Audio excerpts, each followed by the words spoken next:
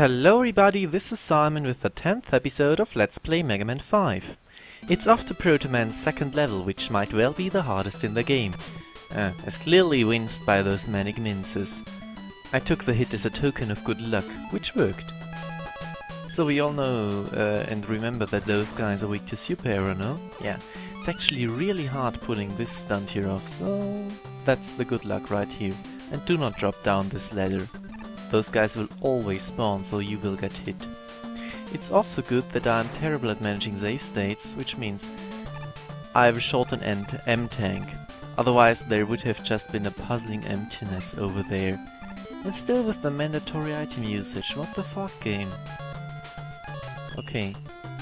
Those guys here are big trouble in close off quarters, which is why Star Crash is so good against them. Too bad about this whole weapon energy thing. It's a Power Stone. I mean, Power Stone. Yay. It's so fucking bad. Still, get away. So Crystal Eye. Crystal Eye is actually really good in this segment. Why? Well, because of its hitbox. Again, you will never ever want it to hit the wall, but it being so large means that you can very easily hit some of the enemies that are one block above you or home in on you nastily, and yeah.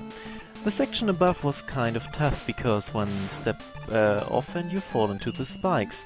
This section here is fairly brutal though. Good thing we can break it completely with Star Crash, eh? This room may be the ender of many lives, but if you know what you're doing, it's not too bad. It's still among the biggest challenges in Mega Man 5, which is telling a lot, I think. And this room is extremely boring, so I'm glad it's over. Yeah, gyrotech and ladders do not mix well. Also gyrotech and sliding. Apropos sliding. Was that an English word? I don't care.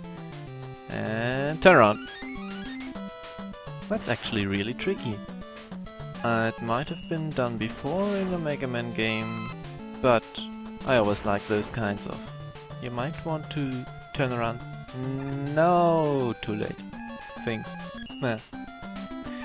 This middle area is full of prizes for whatever reason. Well, I'm kind of glad for it because I got 0 lives.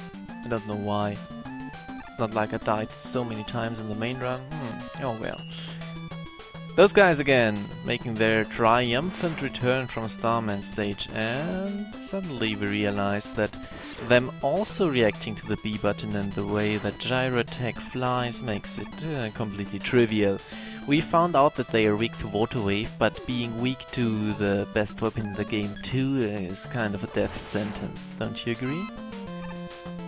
And Crystal Eye again, as said, rapid firing stuff can be really good.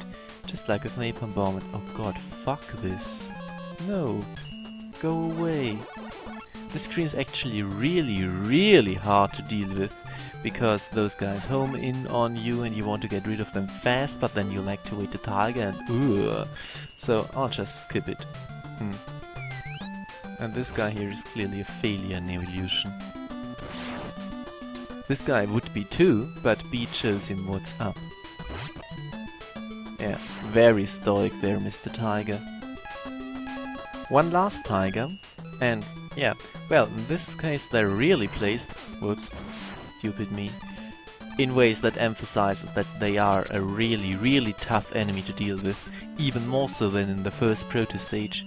So, we're finally up to the confrontation with the boss of the hardest level.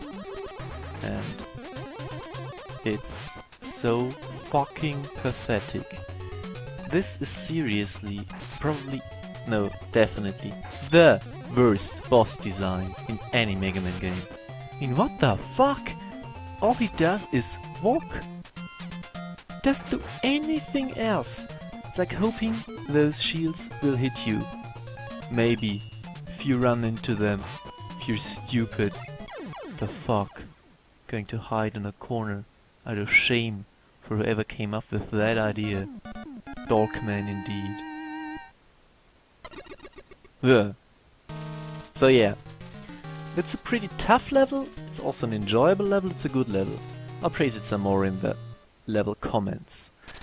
But for now, it's higher up to the ramparts and Proto 3, which is my favorite level in the whole game.